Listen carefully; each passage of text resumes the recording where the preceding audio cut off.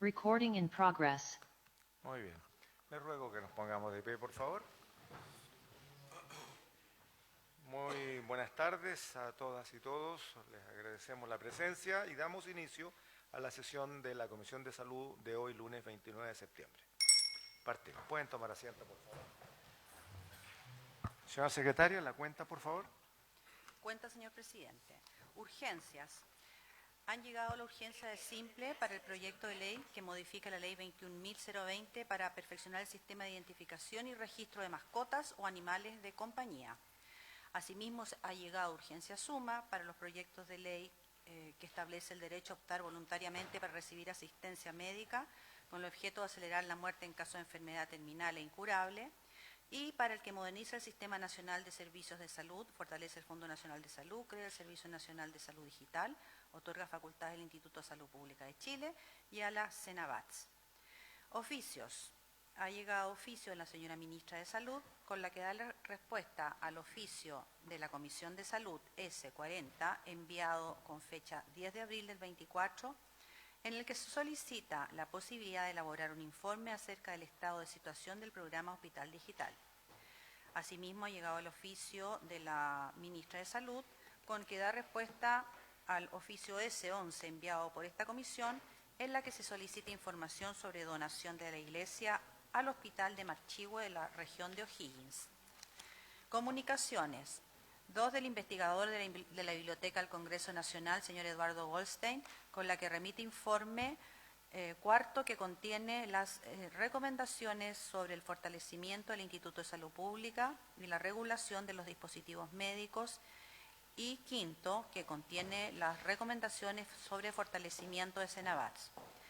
Otra comunicación de la Sociedad Chilena de Nefrología, en la que solicita que el tratamiento para el síndrome hemolítico urémico atípico y la cistinosis nefropática sean considerados para ser incluidos en la Ley 20.850, Ley Recarte-Soto, de la señora Viviana Muñoz, con la que remite copia con carta enviada al presidente del Senado, en la que solicita considerar que la canasta GES sea para todos los pacientes con mieloma independiente de la edad, y además se analice cambiar la forma en la cual el ISP autoriza el registro de fármacos para acceder a los procesos de aprobación.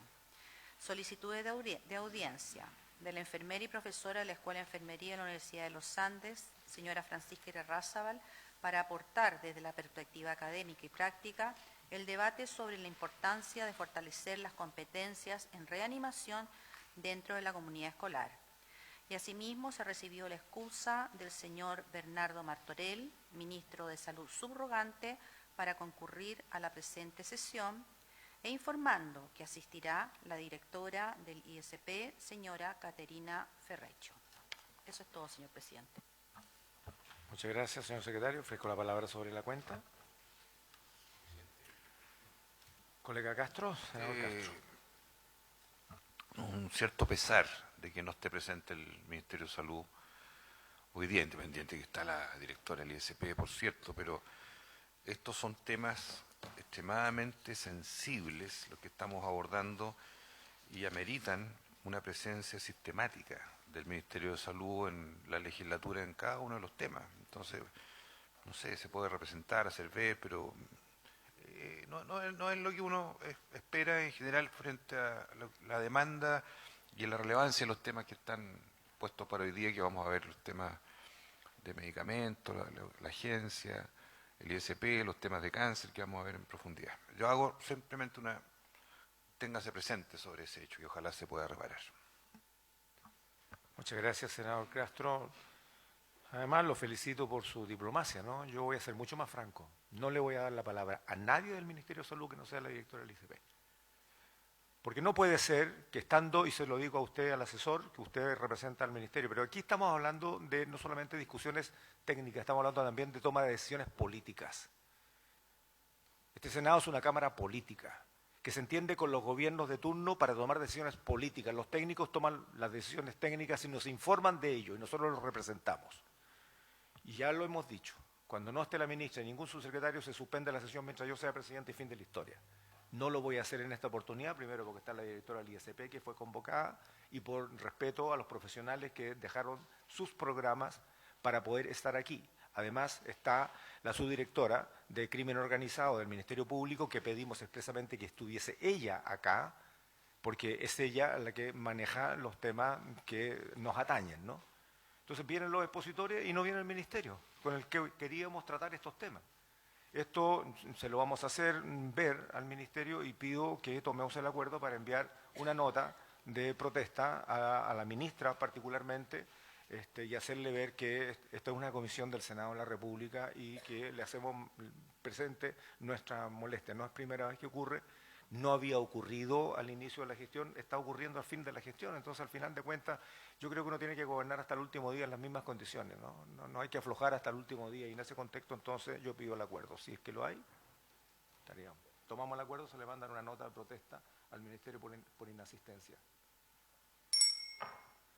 Muy bien, es una lástima, de verdad es una lástima por la importancia de los temas, pero no obstante para que no se sientan los expositores ni tampoco los presentes que con la directora del ISP trataremos el tema de primero el hackeo, luego vamos a tratar sobre algunos medicamentos en particular que están a la espera de autorizaciones, ¿no? Y luego veremos el tema de cómo enfrenta el Ministerio Público a nivel nacional a través de su Dirección de Crimen Organizado lo que significan las investigaciones de alguna farmacia, de alguna barbería, de alguna ferretería y de otros negocios que están cruzándose con el lavado de dinero, ¿no? Entonces vamos a tener esa información también. Muy bien, en el orden, nuestra tabla dice recibir a la ministra de Salud, a la directora del Instituto de Salud Pública, acompañada por el jefe de departamento de la Agencia Nacional de Medicamentos, ANAMED, por la jefa de la Oficina de Asuntos Regulatorios y al oncólogo, que en este caso son dos especialistas, don Mario Fernández y don Cristóbal Sangüesa de la Sociedad Oncológica Médica. La convocatoria, y ustedes recordarán la invitación, es para saber de primera fuente respecto de las consecuencias que ha tenido el hackeo, que la tuvimos en reunión secreta o reservada hace algún tiempo atrás, probablemente un mes y medio, tal vez dos, en cuanto ocurre esta circunstancia, y que se nos informó que estaban recuperando información. El objeto de esta reunión tiene que ver con casos reales de gente de carne y hueso que, por ejemplo, entre otras materias, hoy día están esperando la autorización para el uso de un medicamento, por ejemplo, que se llama Padcev. Y esto es un conjugado anticuerpo fármaco que se está utilizando ya con autorización de la Unión Europea, ya con autorización en países del primer mundo, ¿no? Incluyendo Estados Unidos, que fue uno de los primeros, que forma parte de las canastas de respuesta y que en Chile el costo de traerlo individualmente hace inalcanzable a los ciudadanos que están esperando este medicamento que es el único que está dando resultado para el cáncer vesical, ¿no? Dicho sea de paso, es tan desesperado la circunstancia es que si la comprobación científica del uso de este medicamento en estos países que ya hace rato lo tienen autorizado y funcionando, es tal que marcó un antes y un después respecto de la respuesta del cáncer vesical a lo que manejan países como el nuestro, que no tiene este medicamento a disponibilidad ni de los médicos ni tampoco de los usuarios. Y si lo tuviesen, se hacen circunstancias extraordinarias con costos alto. Entonces, la pregunta es, bueno, ¿por qué tienen que finalmente pagar ciudadanas y ciudadanos que esperan, médicos que esperan, por un problema que hoy día sí es técnico, pero también administrativo, de algo que deberíamos haber tenido resuelto, respaldado por parte de la institución que tiene que tener la información y la capacidad de proteger esa información de todo lo que significa, todo lo que hace el ICP, que es muchísimo, ¿no? Que es lo que hacen 3 o 4 o 5 instituciones en otros países que hoy día están todas juntas en una sola institución que fue hackeada, y por lo tanto esas 5 formas de dar satisfacción a la ciudadanía hoy día están bloqueadas. Y en ese contexto yo voy a partir primero presentando el caso y luego dándole, porque va a ser la respuesta en el fondo al ISP. Quiero presentarle a don Mario Fernández, es un urólogo que es el referente nacional de cáncer vesical, es dirigente nacional de los urólogos de Chile, que además es el jefe del grupo de cáncer vesical de la agrupación americana de urología. O sea, es un referente, es un orgullo para nosotros que venga a esta comisión porque es un referente internacional. Y lo acompaña don Cristóbal Sangüesa, también es oncólogo, y el doctor Sangüesa es presidente de la Sociedad Oncológica Médica. Los dos médicos están acá y vienen a exponer justamente lo que pasa con la falta de este medicamento que no forma parte de una canasta, por lo tanto no forma parte de los asegurados. Le doy la palabra a don Mario Fernández, si quiere comparte el tiempo con el doctor Sangüesa y luego partimos con el ISP para la respuesta del hackeo y otro, y este medicamento. Perdón. Muchas gracias. Muchas gracias por la oportunidad, honorables senadores. Yo vengo en representación de la Sociedad Chilena de Urología, que este año está celebrando sus 100 años, como pueden ver ustedes ahí. La siguiente, estas son mis declaraciones de intereses. La siguiente, ahí está bien. La anterior, por favor. Bueno, el cáncer de vejiga es un cáncer que quizás no es muy conocido en nuestro país, no es muy conocido porque efectivamente no es muy frecuente. De hecho, a nivel mundial es el sexto más frecuente en hombres y el 17º en mujeres. Ven ustedes inmediatamente que hay una diferencia importante entre ambos sexos. La siguiente. Y es una enfermedad que generalmente afecta a adultos mayores. Quizás por eso tampoco tiene tanta resonancia porque no son personas que manejen redes sociales o tengan mucha visibilidad. La siguiente. Y si uno va a la incidencia global, ven ustedes aquí que están distintas regiones del mundo en la columna a la izquierda, en hombres y mujeres la magnitud de la incidencia. La siguiente. Sudamérica está un poco en la medianía de la tabla. Ven ustedes ahí que los países que más tienen esto son los países desarrollados, países industrializados, menos de los países no desarrollados. La siguiente. Y en Chile, el año 2022, que es el año que tenemos algunos datos, tuvimos 1.600 casos nuevos.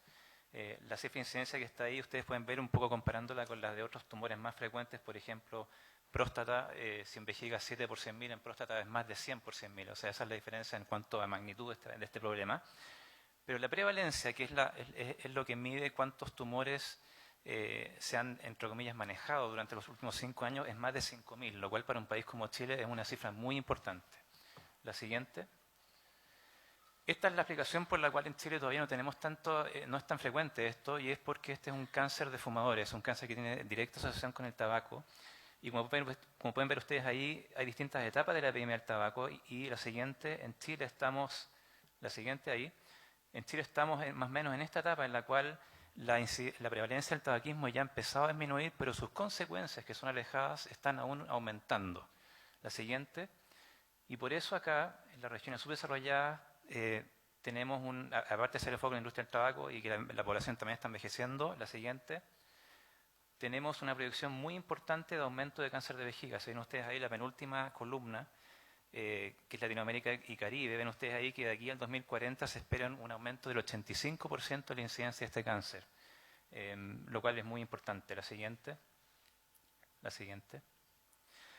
La siguiente, y esto es especialmente grave en nuestro país. Todos sabemos que la prevalencia de tabaquismo en Chile es la más alta de Latinoamérica, si bien ha ido disminuyendo en los últimos años, lo cual es muy valorable, por supuesto, pero es, sin embargo, un presagio que este cáncer va a seguir aumentando en nuestro país. La siguiente.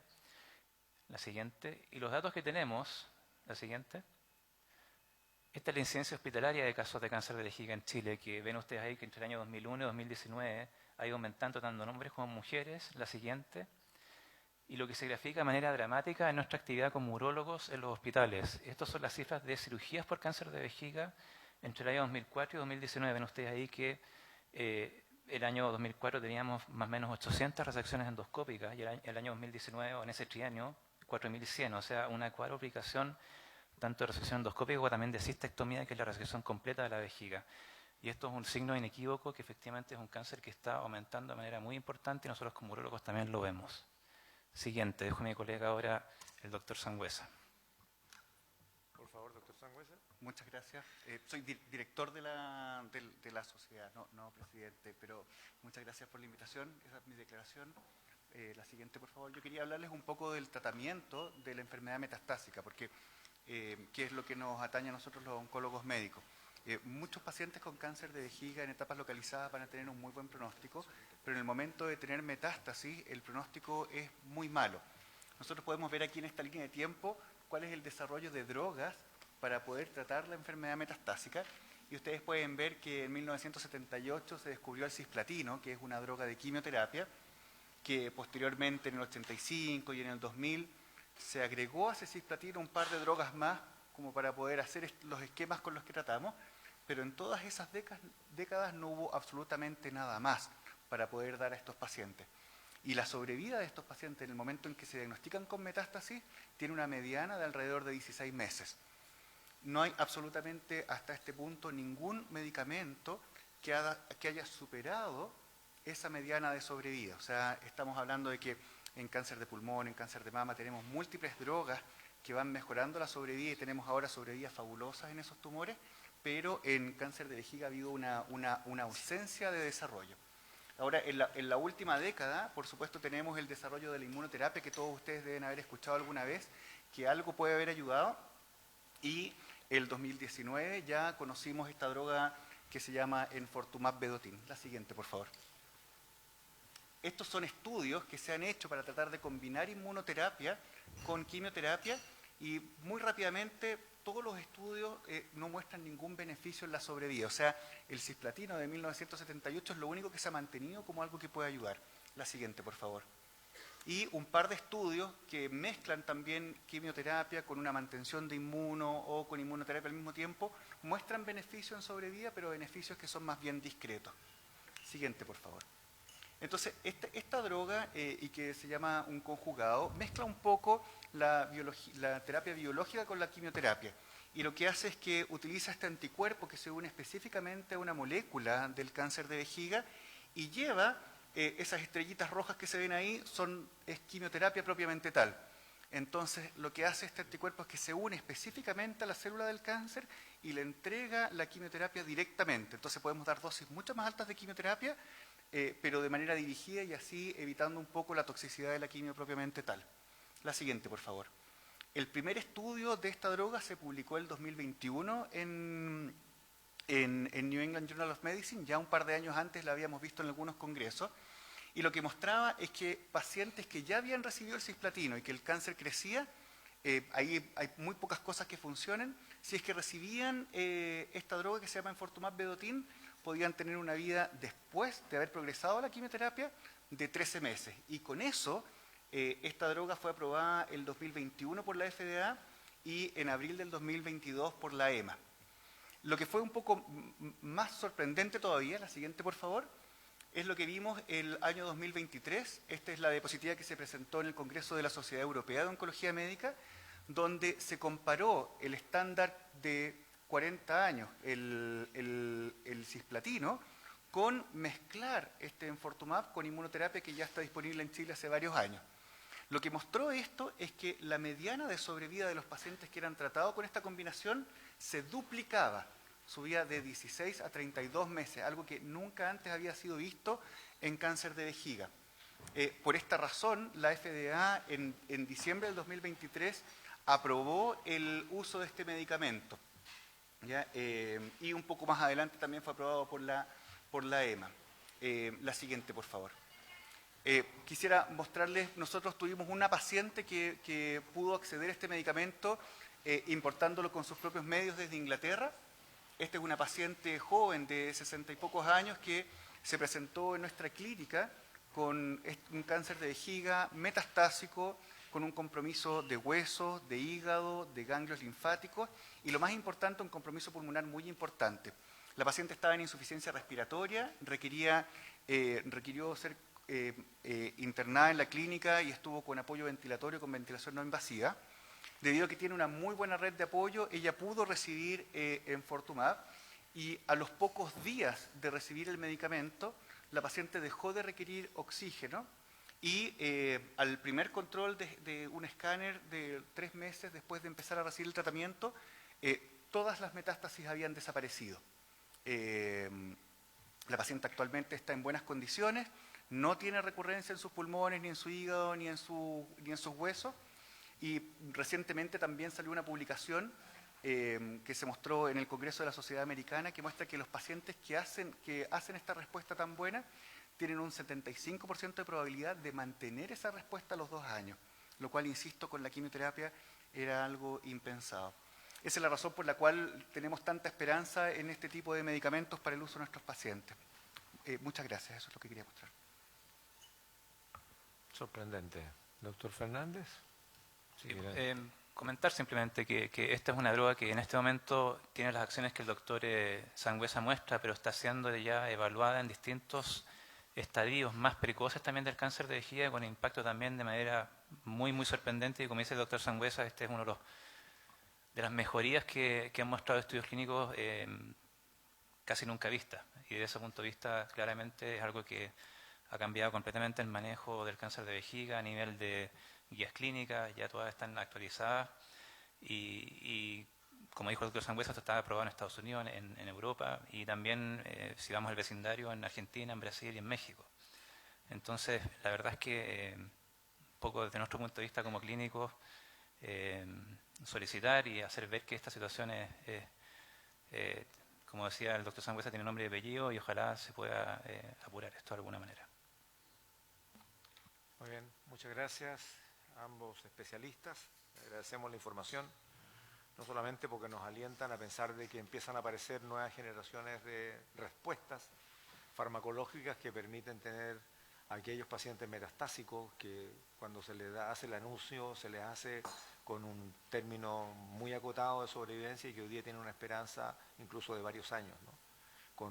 Por lo que usted comentaba, con una calidad de vida que les permita sobrevivir sin conectados a máquinas en algunos casos. Preocupa lo mismo que estuvimos viendo con el doctor Ebel hace unos días atrás, que Chile hoy día es campeón mundial, particularmente el sur de Chile, en cáncer testicular. Preocupa el aumento y la proyección que hay sobre el cáncer de colon, que también estábamos viendo y hemos visto en publicaciones de prensa en lo que está difundiendo la FALP, por ejemplo, respecto de los test masivos, de uso masivo, particularmente sobre el cáncer de colon, pero también discutimos en una reunión donde estuvo el subsecretario RE respecto de lo que significaría, lo bueno que sería volver a que la atención primaria de salud pueda hacer los test rápidos de cáncer de próstata. O sea, podemos invertir en prevención temprana, tal vez con algún grado de error, pero estamos generando algún tipo de advertencia para poder prevenir. Bueno, dicho esto, yo quiero partir ahora con la exposición del ISP, porque aquí el llamado es directo. Sabemos que este medicamento está en el ISP ya hace un par de meses y que todavía no se tiene la autorización para que este pueda ser parte del arsenal ofrecido en el país y particularmente ser parte de las canastas, porque si no, ¿qué sentido tiene? O sea, la información que tienen acá es porque, a ver, si hay una persona que tiene los recursos suficientes para poder traerlo, usarlo, o la clínica determinada lo puede traer, pero eso no es la realidad del resto de la ciudadanía ni de los 4.700 personas que en el último año tuvieron cáncer vesical, en un crecimiento de, si mal no recuerdo, de 270 y tanto a 4.700, son una distancia sideral.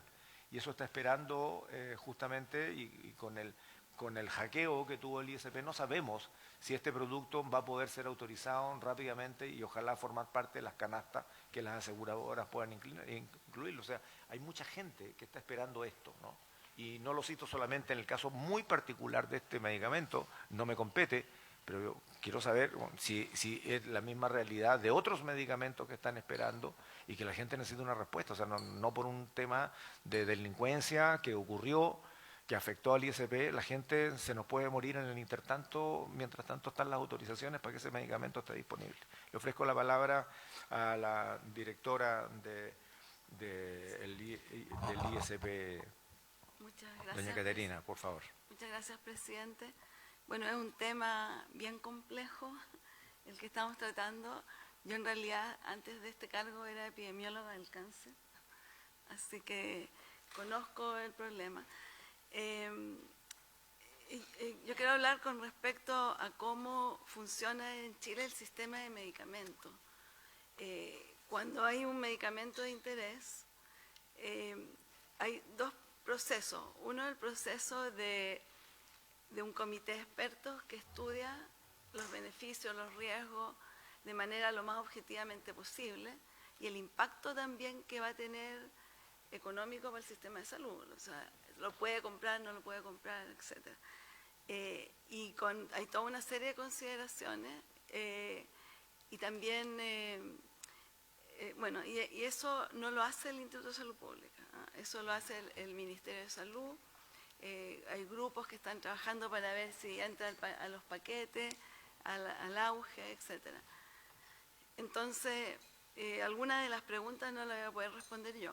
La pregunta de la tarea nuestra es, una vez que nos presentan un medicamento nuevo, hacer el estudio y ver si cumple con todos los requisitos, pero nosotros no hacemos, y en Chile no hay nadie hoy día que haga una evaluación de si puede, como económica, costo-beneficio, como de si esa tecnología va a producir un cambio. No lo hacemos nosotros. Nosotros lo que vemos es el producto, cómo se manufactura, si se cumplen con las condiciones, y también vemos la calidad de los ensayos clínicos, la observación, etc.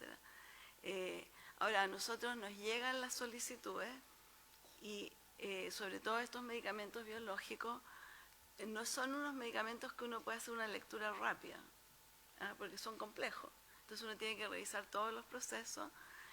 Lo que nosotros hemos iniciado desde que yo estoy en el cargo, iniciamos el proceso que se llama Reliance, que es confianza reguladora. Y eso el nuevo jefe lo estamos aplicando, y probablemente este medicamento, por ser biológico, va a pasar por este proceso. Que pase por el proceso, sobre todo si estuvo aceptado por la EMA y la FDA, que el requisito nuestro es que tenga estas dos grandes, probablemente va a pasar por la vía rápida de confianza reguladora y va a estar aprobado probablemente muy rápido. El tema es que de que pase no es suficiente para que entre a las canastas. Eso es otro momento. Ahora, nosotros normalmente la aprobación de un medicamento de este tipo toma 1 año o más, el proceso de estudio de la droga.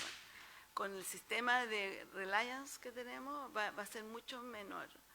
Le pedí a Jorge por mientras, porque entonces lo que pasa es que nosotros trajimos respuesta a lo que ustedes nos mandaron, que es un listado de medicamentos que la CIF propuso, y aparentemente no está este medicamento, lamentablemente. Entonces Jorge está llamando para preguntar si efectivamente los detalles de recepción y todo, pero porque todos los otros que nos llamaron, que tenían temores de que podrían estar en riesgo de desabastecimiento, no hay ninguno. Y Jorge lo puede presentar con calma, les pasé un documento donde está cada uno de ellos, y les podemos mostrar cómo es el proceso que usa el ISP para priorizar. Estamos con los sistemas, como ustedes saben, los sistemas de información todavía no se pueden recuperar del 100%, y tenemos una propuesta para poder acelerar la recuperación, pero en el estado actual que estamos tenemos unos criterios de prioridad que son los que están expresados en este documento que ustedes lo deben tener. Es una minuta en el cual están los criterios que usamos para considerar que el medicamento es crítico. Y si quieren, miran al final de la tablita, por ejemplo, le damos prioridad alta, pero entonces tenemos 2 criterios. Si es crítico... No tenemos ninguna proyección para que esto... A ver, estas sesiones están transmitidas por streaming, pero además son parte del respaldo y del acta que queda. Entonces, el acta la va a tener. Sí, está bien, pero también tenemos un acta visual, digamos, porque hay gente que está mirando. Todas las comisiones son así. Mientras tanto, les voy a dar la palabra a los dos. A ver, sí, uno entiende los procedimientos. Entonces la pregunta es, a Chile la solicitud llegó mucho más tarde que México, que Brasil u otros países latinoamericanos. Hace 2 meses. Y ya, si es hace 2 meses que llegó la consulta, para ser súper práctico. Sí. Hoy día la situación en que se encuentra el ICP, ¿en cuánto tiempo más podría estar evaluado? También hay gente que está esperando, gente que las mismas cifras que han presentado los especialistas las manejan, por lo tanto están esperanzados a que esto salga rápido. Si lo están usando otros países latinoamericanos y casi todos los países ya del primer mundo, la pregunta es por qué no lo tenemos como parte de la respuesta. Otra cosa, y por esa razón es que hicimos el reclamo formal de que se tomen las decisiones técnico-políticas y económicas que las tienen que tomar las autoridades de salud, que hoy día no están. ¿Me entiende? O sea, entendemos perfectamente su rol, director. Si nos pudiéramos, a ver, para ir cerrando este asunto de este medicamento en particular y entrar en general a los medicamentos críticos y si el hackeo afecta o no. En este caso, porque hay una encarecida solicitud de la Sociedad de Urología, y en ese contexto la pregunta es, ¿van a poder tener ellos en una semana, en un año, en 2 años? Hay gente que está detrás, son 4.000. Sí, por favor. Bueno, solamente decirle que hay que observar un poco más los datos, la experiencia nuestra, ya años en esto. Por ejemplo, el medicamento que para ¿cómo se llama el medicamento? Para la cosa neurológica, neuromuscular, que la persona vino desde Chiloé y todo eso, finalmente el FDA la retiró del mercado. Entonces también hay que tener cuidado con los apresuramientos de pensar que le va a servir a todos. Hay que tener cuidado. Pero para responder, pues, averiguamos sobre ese medicamento, si usted lo autoriza que... Le ofrezco la palabra y después le voy a ofrecer la palabra a los expositores. Bueno, por su intermedio, presidente, solo para aclarar el punto con respecto a PATSEP. PATSEP en estos momentos fue tratado en la Comisión de Evaluación por parte del Instituto de Salud Pública, está en proceso para una siguiente comisión última de evaluación final y aprobación. No le puedo decir exactamente en cuánto tiempo va a quedar resuelto el tema, pero por lo menos en menos de 2 o 3 meses eso debería quedar resuelto, de tal forma que el producto quedará con autorización de comercialización y registro sanitario en el país para poder ser utilizado por los pacientes. Muy bien, esa es una respuesta Sí. que ya a lo menos quienes están relacionados con el asunto pueden tener, digamos, que en 2 o 3 meses ya debería estar pudiendo ser comercializado. Otro paso es el que el Ministerio, sea a través de la ley Rigarte Soto, sea a través de otra norma, pueda ser parte del arsenal de respuesta. Ya hemos tratado en esta comisión el achicamiento que han tenido algunas canastas. Qué lástima que no haya ninguna autoridad de salud hoy día, porque es el reclamo que están haciendo los especialistas que nos hacen llegar a nosotros, que las canastas se achican y que entonces el arsenal de respuesta también se achica y que por lo tanto las expectativas de recuperación y vida también se acortan. Entonces, al final de cuentas, es la gente con plata la que puede tener un espectro mayor de respuesta farmacológica respecto a la gente que la única esperanza es llegar al hospital público donde la canasta se achicó. Y eso es feo decirlo, ¿no? Doctor Fernández, usted había pedido la palabra. Muchas gracias. No, simplemente comentar que he también estado a cargo de las guías clínicas del cáncer de vejiga y de próstata en el Ministerio de Salud. Y es justamente con algo que nos encontramos a cada rato, que al ver la evidencia y ver lo que se está usando de manera ya bastante rutinaria en otros lados, acá chocamos con el tema de las canastas justamente. Y ahí un poco, nuevamente, lamentar que no estén en el Ministerio de Salud. Siempre el Ministerio de Salud se excusa un poco que no lo deciden ellos, sino que Hacienda. Y eso nosotros como clínicos por lo menos es un problema bien importante, porque finalmente lo que nosotros hacemos como guías, que es una versión bastante jibarizada de lo que efectivamente pusimos en ese documento, y justamente por esta restricción que hay de financiamiento de los medicamentos, o procedimientos o lo que sea.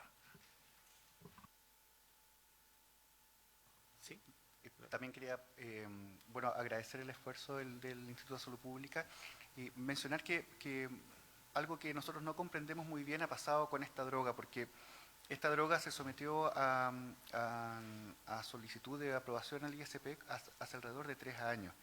Y hay otras drogas que nosotros vemos también que tienen características similares, como sacituzumab govitecan o como trastuzumab deruxtecan, que fueron aprobadas en tiempos mucho más rápidos. Ambas se utilizan en cáncer de mama, entonces no sé si tal vez tiene que ver con los grupos que también mueven políticamente y mediáticamente estas cosas, pero nos llama un poco la atención y nosotros los médicos no comprendemos mucho de estos procesos y simplemente por eso que también solicitamos esta ayuda y de nuevo agradezco mucho el esfuerzo que hacen respondiendo nuestras preguntas.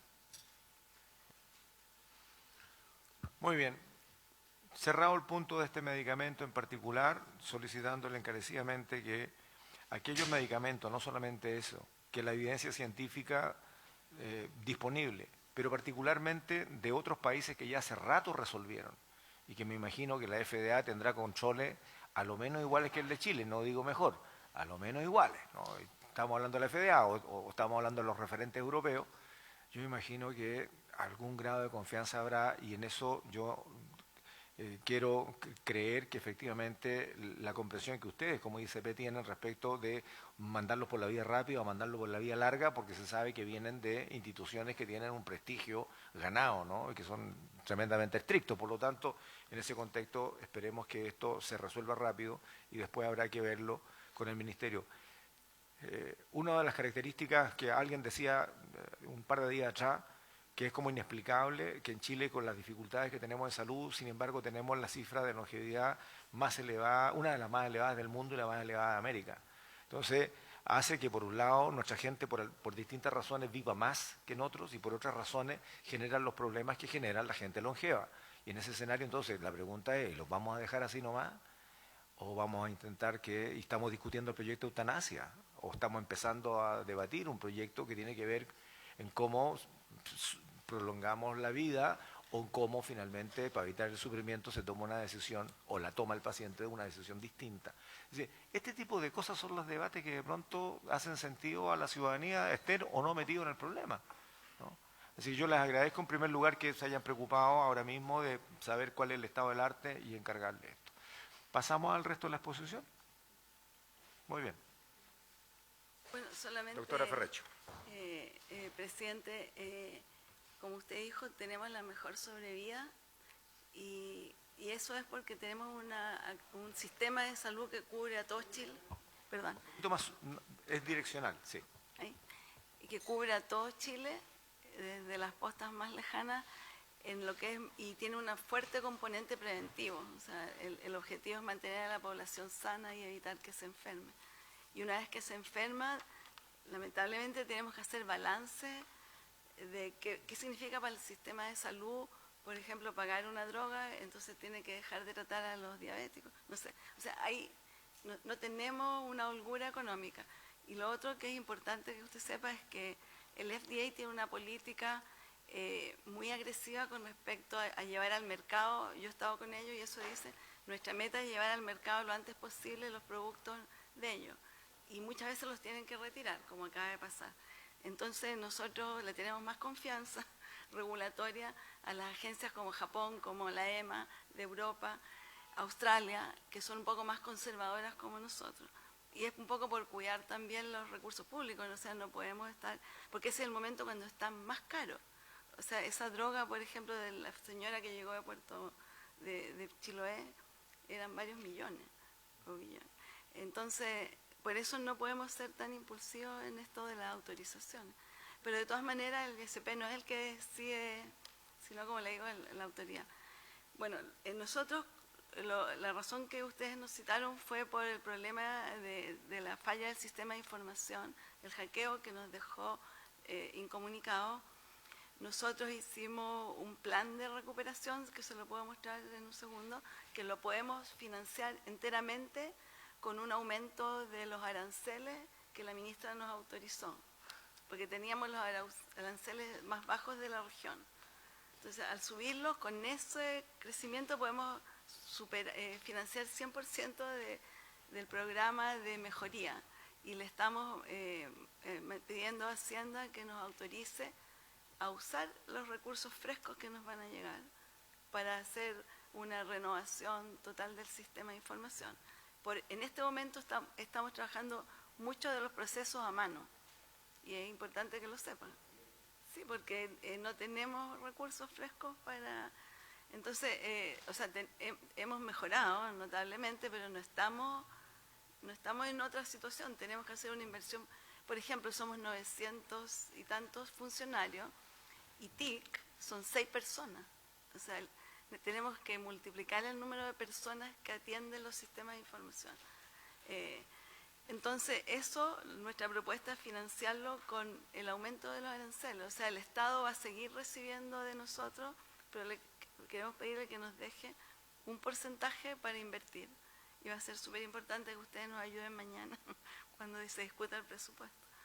Porque esto viene aparte. No puede ser, nosotros no podemos sacarlo de nuestro propio presupuesto. Es por el aumento de aranceles nos llega, son 4.000 millones. Que son 2.000 millones en recursos humanos y los otros en equipamiento. Sin recursos humanos no... bueno, pero entonces la situación actual, ¿qué es lo que hemos hecho? Y el equipo dirigido por Jorge Canales, que es nuestro nuevo, y ya por alta dirección pública elegido, porque teníamos subrogante, director de ANAMED, ellos hicieron un trabajo de cómo priorizar las cosas que tenemos que trabajar a mano. Hoy día, por ejemplo, lo que los colegas míos han presentado, obviamente que le vamos a dar prioridad, porque si la EMA también lo autorizó y otros, seguramente podemos hacerle una reliance mucho más rápida. Pero son muchos los medicamentos que nos mandó la CIF, por ahí está el representante de la CIF. El equipo de Jorge se dio el trabajo de clasificarlo usando criterios de gravedad, de urgencia. Ahí están. Entonces, si querés, lo puede presentar él, si te parece. Sí, claro. Si le autoriza, sí.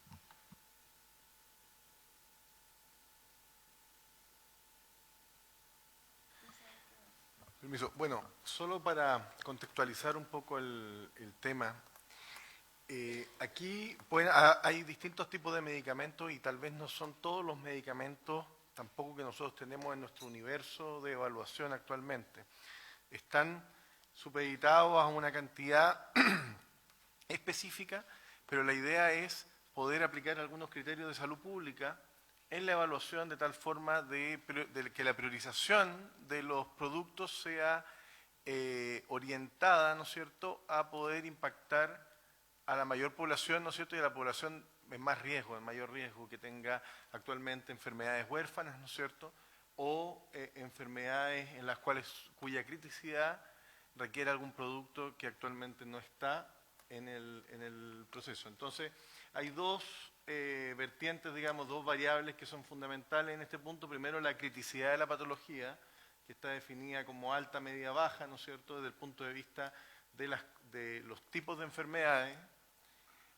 Por ejemplo, enfermedades graves, raras, crónicas o potencialmente mortales, versus enfermedades crónicas que requieren tratamiento constante pero con riesgo vital manejable, y también condiciones tratables con múltiples opciones o de bajo riesgo vital. Versus también el siguiente punto, si quiere puede bajar un poco, la disponibilidad de alternativas con respecto a esto, aun cuando no a veces son las mejores alternativas, ¿no es cierto?, porque obviamente hay una búsqueda ahí, pero la baja disponibilidad de alternativas significa que no existen alternativas ni genéricas, ni biosimilares, ni otros principios activos con la misma eficacia para la indicación específica. En media, que existen alternativas biológicas o de otra clase, pero no son genéricas ni completamente intercambiables. Y cuando son alta la disponibilidad de alternativas, que existen múltiples alternativas genéricas o de otras marcas fácilmente intercambiables en el mercado. Y ahí se genera una matriz de riesgo por nivel de priorización que nos da un resultado asociado al documento más abajo. Son muchos puntos, ¿no es cierto?, son más de 40 líneas, pero aquí se está hablando de algunos productos para enfermedades huérfanas, ¿no es cierto?, o para enfermedades graves, por ejemplo, una hemoglobina paroxística nocturna. Después más abajo tenemos un tratamiento específico para angioedema hereditario, fármaco para cáncer de ovario, ¿no es cierto? Estos son una mezcla entre modificaciones de registro, porque hay modificaciones que agregan ciertas indicaciones terapéuticas y otros son registros propiamente tal de producto. Y así sucesivamente, ahí ustedes van a tener por ejemplo, también aquí hay algunos, también ahí hay uno específico que también está relacionado con un antineoplásico que apareció en la presentación de los doctores anteriormente, que es Valversa, para el fármaco antineoplásico para ese tipo de cáncer uroteliano. Entonces, están dentro de un cierto nivel de priorización estos productos.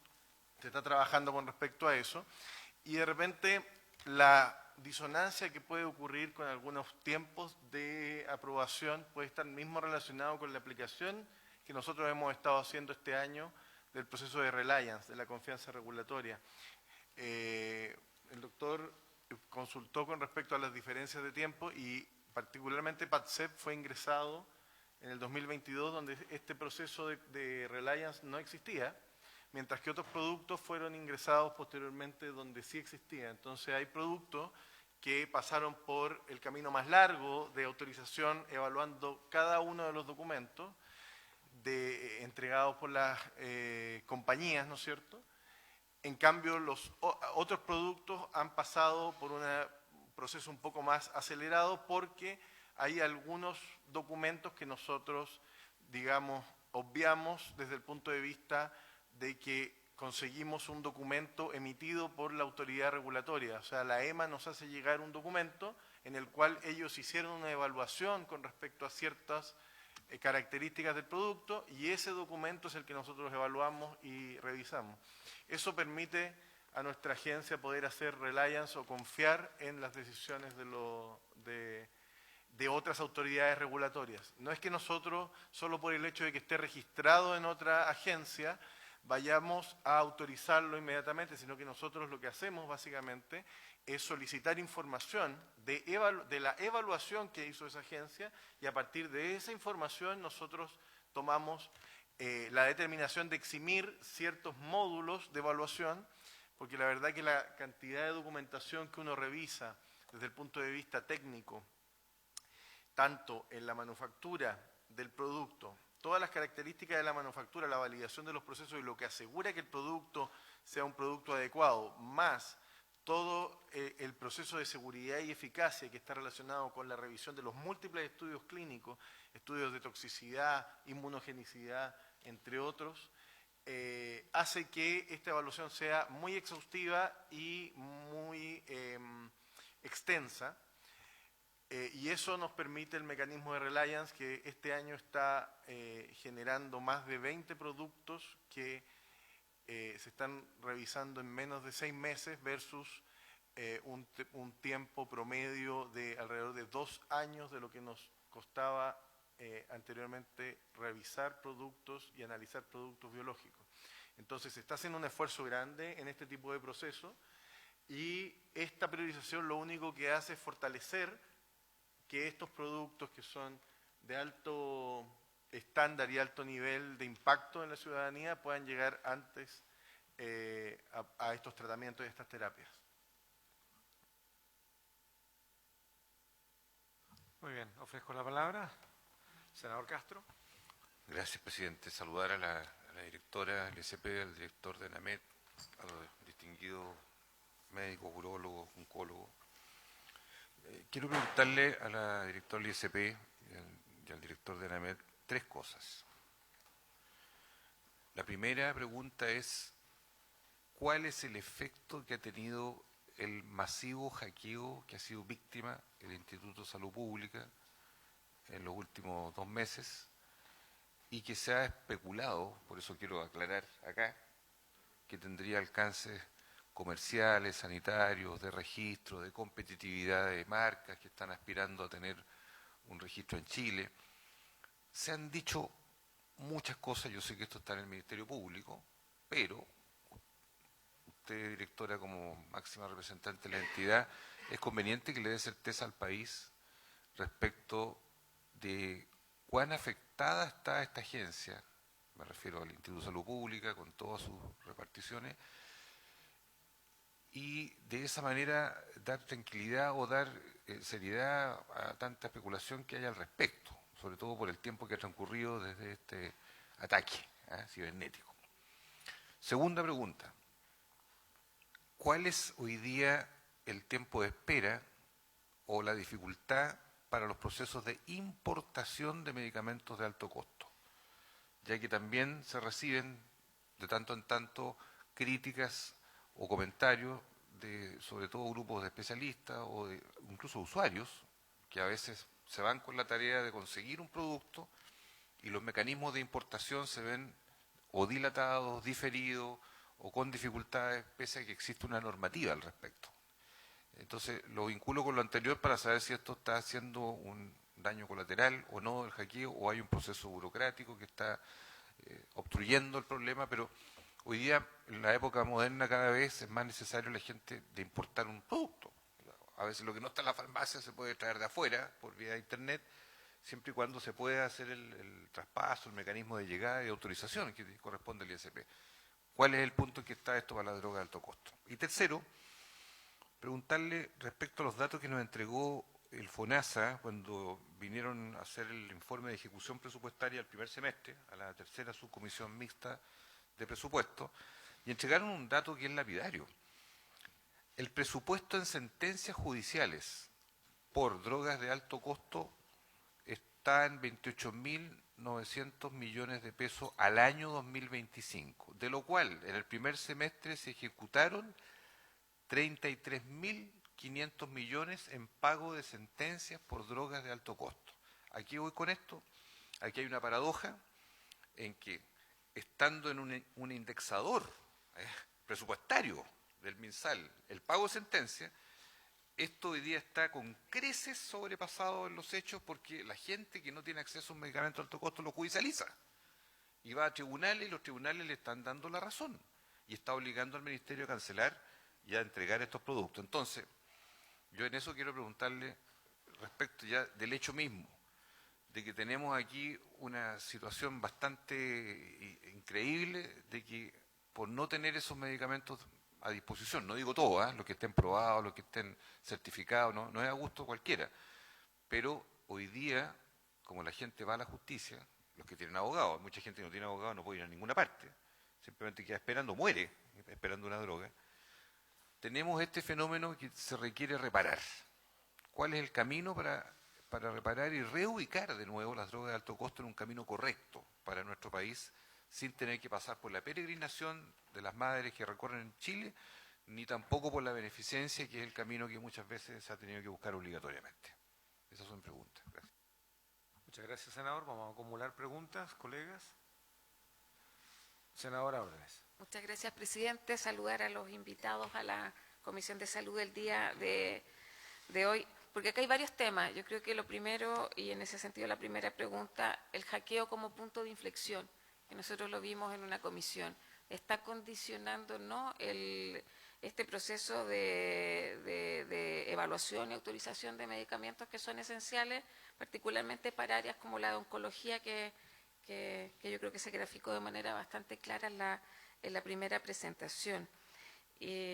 La directora también mencionaba, porque ya estamos, mañana ingresa la ley de presupuesto al Congreso Nacional, entonces estamos en un minuto, creo que oportuno, más considerando la cifra que señalaba el senador Castro, cuando lo que queda es la vía judicial, y se usa, no mayoritariamente, pero se usa, con un costo fiscal aproximado de 28.000 millones. Ustedes hablaron de 4.000 millones para dotación y también para la evaluación.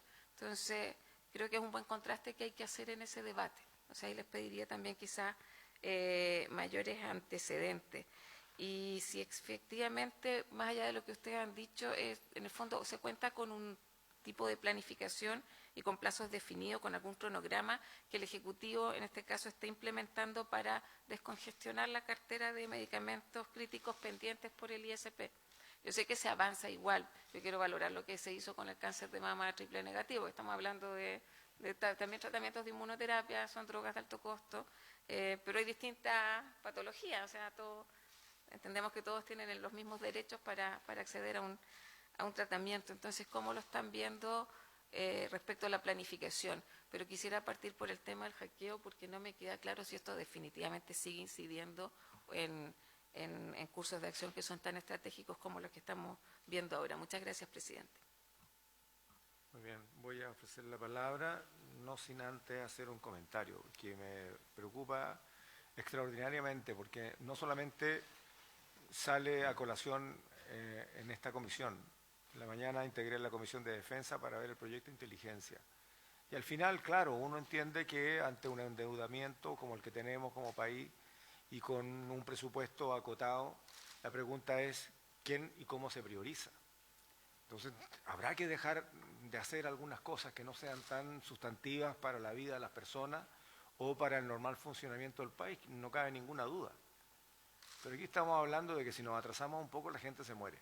Ya nos pasó con la pandemia, ¿cuántos fueron? 60.000 muertos por la pandemia, y entiendo que 45.000 por efecto de la pandemia, y hoy día tenemos un aumento en las cifras de cáncer producto de que no se diagnosticaron a tiempo, no se alcanzaron a tratar a tiempo, etcétera. O sea, todavía seguimos pagando las consecuencias. Entonces, va a haber que... Entonces, al final, lo que yo no quisiera pensar siquiera es que la canasta farmacológica que atiende enfermedades complejas y que pueden tener una buena respuesta, la define el Ministerio de Hacienda, no el Ministerio de Salud, finalmente. Y eso sí me preocupa. O sea, el Ministerio de Hacienda, pastelero tus pasteles, pero el Ministerio de Salud también tiene que establecer sus propias prioridades. Y hoy día lo que escuchamos de distintas especialidades médicas es que las canastas se achicaron. Y cuando se achican las canastas, los médicos se quedan solamente dando un medicamento sabiendo, y esto me lo han comentado especialistas de mucho prestigio, sabiendo que el efecto no es el mismo, pero ni por cerca, respecto de lo que sí podría ser en un medicamento distinto, y no necesariamente un medicamento que sea de un costo tan distinto. Entonces, la pregunta es entonces, bueno, ¿quién está definiendo las prioridades, pues? Y ese es un tema que yo creo que vamos a tener que tratar ahora al alero de la discusión de la ley de presupuesto. Dicho esto, le ofrezco la palabra para que pueda responder las preguntas de los colegas, la directora o el director. Sí, voy a partir yo. Bueno, muchas gracias porque es un tema súper relevante. Senador Castro, el efecto del hackeo, lo que pasa es que el sistema que teníamos en el instituto está totalmente obsoleto. Tenía un problema súper grave. Yo lo había diagnosticado antes del hackeo y había propuesto crear que solamente tenemos una oficina que se llama TIC, que es de aparatos, de tecnología de la información, que son 6 personas para todos los institutos que tenemos. Entonces, para mí fue una sorpresa. Yo venía de la Universidad Católica, donde tenía más recursos que todo el ISP, yo, como investigadora. Entonces, obviamente que lo encontré algo impresionante, sin backup en la nube, por ejemplo, sin buen sistema de backup. Y esto pasó por un histórico que yo algo les mencioné la otra vez. Pero estábamos en el proceso de entrar a modernizar la parte del sistema de información, subiéndole la categoría de lo que hay ahí, trayendo funcionarios del departamento de farmacia para que apoyaran acá en la área informática, la verdad. Cuando llegó este hackeo, y el hackeo lo que hizo fue que interrumpió todos los sistemas. La conclusión a la fecha es que no se robaron información, no alcanzaron a robarse información, probablemente por los formatos antiguos que tenemos, pero nos hackearon y lo bloquearon todos los accesos, y nosotros los respaldos que teníamos no eran tan óptimos. Entonces hay una parte de enero a junio, cuando fue el hackeo, a fin de junio, que se perdió, hay información que no hemos podido recuperar, y donde ahí hay muchos de los medicamentos que estaban en proceso de evaluación. ¿Me entiende? Que ya se había revisado. Entonces ahí hay y nos costó mucho tiempo con Jorge tener claridad de que estaba perdido, porque como habían discos, mientras buscaban la información, nos decían, pero hoy día ya sabemos lo que está perdido. Entonces pudimos, para volver para los casos que quedaron en esta ventana, 6 meses, ellos pudimos volver y pedirle a las industrias que nos volviera a presentar. Para cada uno de ellos no es tan dramático, porque ellos nos vuelven a subir la información.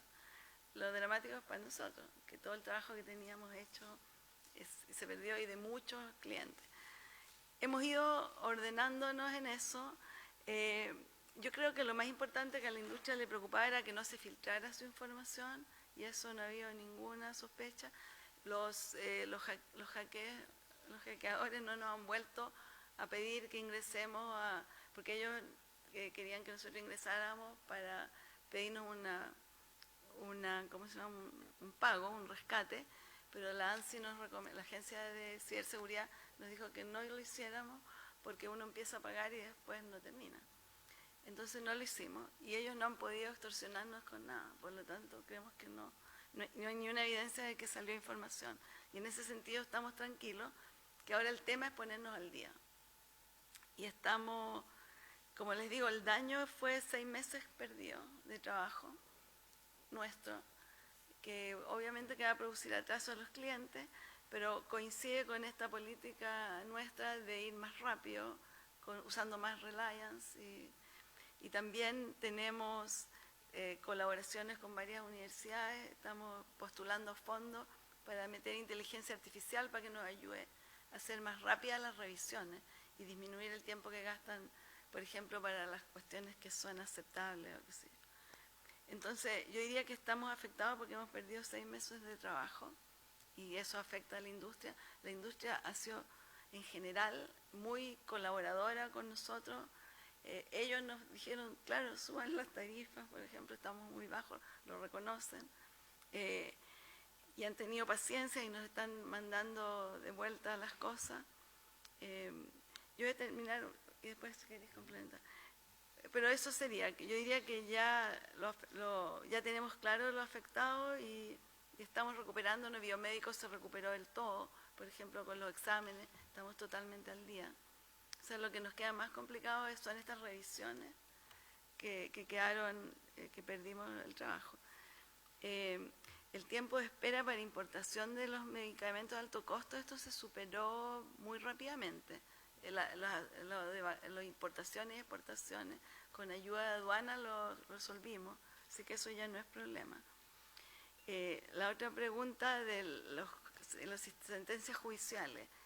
Yo como salubrista estoy impactada de lo que está pasando en Chile por eso, y lo que yo he propuesto, bueno, he propuesto cosas que, lo primero es que hay que educar a los jueces, o sea, hay que educarlos de cómo se decide en salud pública, de qué significa si yo tengo que llevarme billones para acá, qué va a pasar porque lo otro, igual el presupuesto está fijo, entonces no es el daño colateral que produce cuando es un medicamento que a veces le falta evidencia o prolonga la sobrevida 3 meses. ¿Me entiende? Entonces también esas son cosas que entran en el balance. Y eso, lo que yo he planteado, que creo que como país tenemos que pensar seriamente que los jueces llamen a testigos, a expertos de salud pública, para que les informen lo que significa, cuánta es la ganancia de esa droga, si efectivamente es para todos los cánceres de ese tipo o para todos los problemas degenerativos de ese tipo o va a beneficiar a un grupo pequeño. Hay miles de preguntas que las tiene que hacer uno metiéndose en profundidad. Y yo pienso que eso va a haber que educar a los jueces para que ellos vean si nos pueden obligar a cambiar prioridades, porque eso es lo que pasa. Y como te digo, el ministerio tiene prioridades. ¿Ah? ¿Cuánto tiempo demora en qué? No, por eso yo digo pedir, o sea, una cosa que yo pienso es que ellos tengan, así como, ¿cómo le llaman a los expertos que están? Peritos. Así como tienen peritos, que pidan un perito de salud pública cuando tienen, o sea, eso nomás. Y de repente pero porque realmente el impacto que tiene es súper negativo en el sistema de salud. Una cuestión, y yo te digo, hay algunos que son 2 meses que aumenta. Uno tiene que ver bien, ya se sube tanto la mediana, ¿a cuánta gente no le sube nada? ¿Cuánta gente no sobrevivió? Y esa gente no le sirvió el medicamento. Entonces a lo mejor hay que afinar mejor a quiénes le das el medicamento. Y ese es el tipo de cosas que cuando el laboratorio te presenta, no te lo explica. Yo quisiera, está claro el punto, digamos, ¿no? Yeah. Está claro el punto, no obstante, cuando hay evidencia científica, como es el caso del ejemplo que presentamos, la verdad es que ningún juez podría estar en contra si la evidencia es bastante sólida, ¿no? Con casos reales, concretos, afuera y aquí. Ahora, a mí me preocupa que el ISP, en voz de la directora, diga que están esperanzados en resolver el problema del riesgo que tiene la información contenida vuelvo a repetir, el ISP chileno tiene información que en otros países se acumula en 4 o 5 instituciones distintas, ¿no? Medicamentos, qué sé yo, autorizaciones de fármacos que ingresan, pruebas testimoniales de exámenes y de todo tipo, el registro de VIH y varias cosas más. Y estamos esperando no solamente los recursos nuevos que pueden venir por una modificación arancelaria, sino que recursos frescos en la ley de presupuesto. Y ahí entré de verdad a asustarme, porque hasta el momento las voces indican que no debería haber aumento presupuestario por el problema de endeudamiento, por otro lado del tema de las prioridades y que aparentemente salud no está dentro del foco. Y entonces, bueno, ¿cómo resolvemos el problema? O sea, vamos a seguir con las cintitas magnéticas que gracias a Dios estaban, porque si no hasta ahora no tenemos nada, ¿no? Entonces, ojo con esto porque yo ahí le pediría precisión absoluta de lo que se requiere para ver cómo nosotros colaboramos, porque entendemos la criticidad que tiene el Instituto de Salud Pública para la respuesta médica en Chile, ¿ah? O los resguardos que debe tener esa información. Entonces, que nos hagan llegar, a ver, yo entiendo que a veces hay un tapaboca por parte de Hacienda, ¿no? Los ministros de Hacienda sucesivos, y así ha sido histórico, le dicen a los ministros sectoriales, usted se calla, aquí yo ya cuadré la caja, fin de la historia. Pero bueno, nosotros los parlamentarios podemos tener una idea distinta de las cosas, ¿no? En fin, si no hay más preguntas, yo quiero agradecerles. Senador. Perdón, porque tengo que cerrar la sesión, se va a caer por su propio peso. Y tengo un par de cosas más. Para empezar, pedirle excusas a Tania, porque la exposición de ella es tremendamente relevante. Sabemos que las organizaciones criminales en Chile y aquí no estamos jugando ni estamos elucubrando. No, esta no es una película de vaqueros ni de gángster, es la vida real. Yo acabo de salir de una reunión con la Agencia Nacional de Inteligencia y de verdad estamos preocupados, y particularmente esta comisión pidió, y no sé si fue el senador Gaona o por el tema de las farmacias. Sí, pero es que Tania, en la próxima reunión va a ver que es óptica, barbería, farmacia, ferretería, y es parte del proceso de narcotráfico y lavado de dinero. Y en ese contexto, entonces, yo... Muy bien, senador Castro. Para que pudiera quedar bien ordenado por oficio posteriormente, directora, por su intermedio, el arsenal de drogas oncológicas que pudiera precisarse cuál es el que existía no sé, el 2020, 2022, pospandemia, hasta ahora, para ver la tendencia de crecimiento de las drogas oncológicas en Chile, su disponibilidad, ya sea por la vía Ricardo Soto, la vía GES o la vía habitual, y así tener claridad del horizonte, si usted lo pudiera enviar, por favor. Antes que conteste, yo quiero primero sincerar.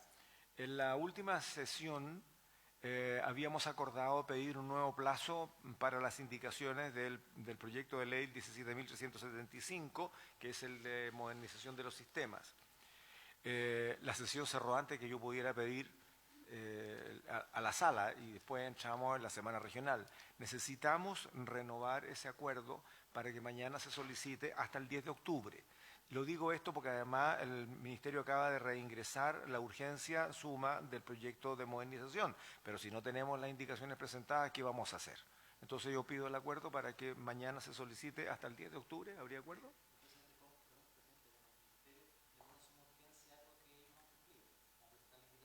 Sí, pues, todavía no. Entonces le estamos dando más plazo con la esperanza de que todo lo que hemos discutido nosotros respecto a la modernización de Senava, del ISP, en fin, del Servicio de Salud Digital, de la COMPEN y lo demás, esperemos que el Ministerio presente las indicaciones. Vamos a tener un nuevo plazo si la sala lo autoriza el 10 de octubre. Tomado el acuerdo, entonces mañana, por favor, ingresaríamos. Puede responder. Muy breve, que le vamos a mandar lo que nos solicita. Y les dejé acá la presentación donde mostramos que se financia enteramente con recursos frescos que van a venir de la industria. Nuestro plan no ha... No, pero es que... No, porque usted... No, pero... No, ese es el tema. No, No por eso los necesitamos, porque la plata, cuando paga la industria se va directo a la Tesorería General de la República. Por eso. ¿Quién hizo el hackeo? No se sabe. O sea, se sabe que viene de Inglaterra, de UK, pero no se sabe quién es. Muy bien, antes de terminar, colegas, recordemos que Usted- por ausencia de las autoridades del Ministerio de Salud, y esto es ministra y subsecretarios, no pudimos sesionar en la región de Los Ríos como habíamos acordado. La ministra propuso la fecha del 16 de octubre, hasta el momento eso sigue en pie y yo espero que se cumpla. Entonces, solamente para recordarle que tenemos esa... Es lo que acabo de decir.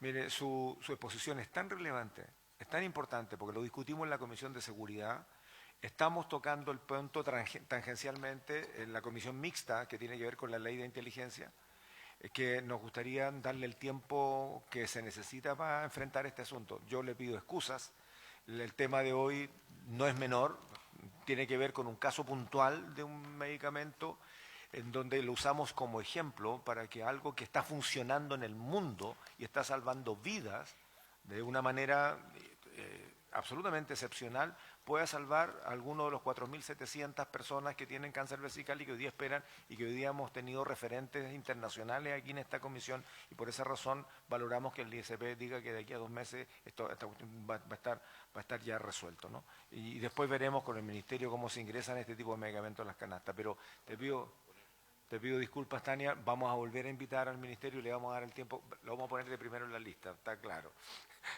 Senador Castro. No, que ojalá el próximo lunes puede ser eventualmente, ya que está en Santiago. Muy bien, ¿quedemos para el próximo lunes? ¿Sí? Por favor. Muy bien. Queda usted invitada, si quiere traer a Ignacio Castillo también lo puedo traer.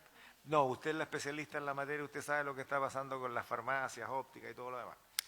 Muy bien, por haberse cumplido el objeto de la sesión, agradeciéndole la presencia a los que vinieron, volviendo a reclamar a los que no estuvieron, se levanta. Muchas gracias. Perdón. Perdón, me dice que hay un representante de las ópticas. Sí, bueno, extendemos las excusas y lo dejamos ya convidado, pero le va a llegar la invitación formal. Por haberse cumplido el objeto de la sesión, se levanta. Muchas gracias.